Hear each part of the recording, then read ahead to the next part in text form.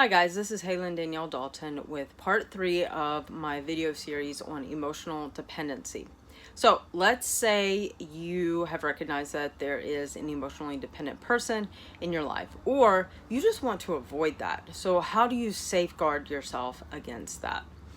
Number one would be emotional maturity. So with that, I would say it'd be good to take stock of yourself and identify any type of holes or voids that you have in your life and see if you're depending too much on outside resources to fill those things.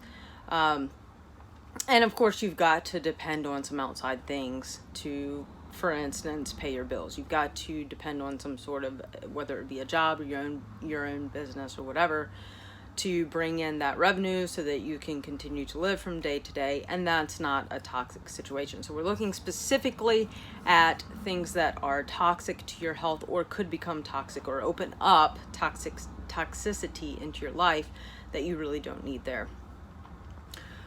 So yeah, first of all, just take stock of yourself and just see if, for instance, you're negative, you have a negative self-image, or you talk to yourself negatively, and just look at what are some positive character traits about you, what are some positive skills that you have, and you can explore a little bit here. Maybe you've never tried painting, or maybe you've tried and you're just awful. Maybe take a painting class for beginners, and see if maybe you have some hidden talent there that you didn't know you had. You just needed some sort of a professional to come alongside you and show you some of the basics and fundamentals and help you really explore that.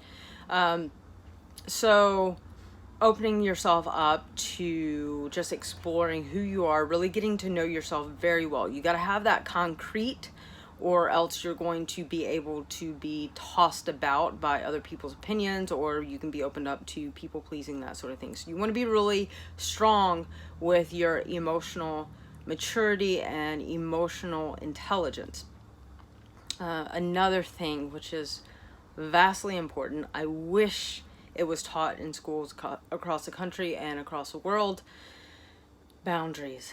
Boundaries is a huge thing, and as I've gotten to learn about it in my adult years, I wasn't exposed to it teen years, before that, and I wish I had been. It would have been immensely valuable to me and would have, I think, honestly changed in a positive way the trajectory of my life to date. So do your own exploration on boundaries. I really encourage that. And basically what it is just guardrails. It's a fence. And I've heard it described this way.